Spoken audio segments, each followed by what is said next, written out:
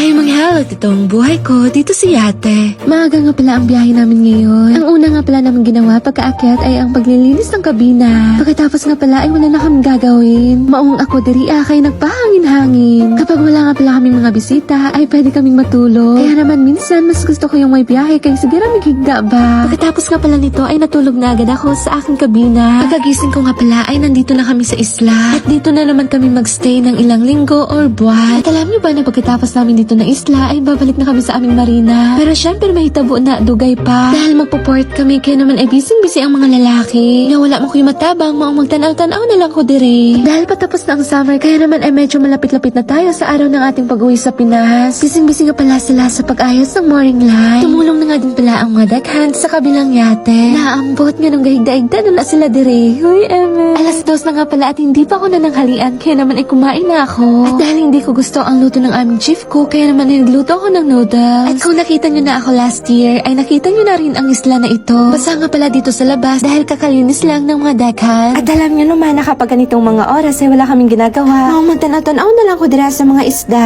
Tingnan nyo naman kasi kung gaano sila karami sa baba. Nakita ko nga pala ang mga lalaki na may ginagawa. May paparating nga palang isang yate. Palagi nga din pala nagpupunta dito na isla ang yate na ito. At same nga pala kami ng marina nito. At dito nga din pala sila sa likod namin laging nakapwesto. Alas 7 na nga pala ng gabi at hinahanap ko dito si Captain. Bibigay ko kasi sa kanya ang damit na ito. Pinayaran niya kasi ako para labahan ito ng 20 euro. Hinihintay ko nga pala siya dito sa bridge. Kaso wala siya, maong gamitan na natug walkie-talkie ba?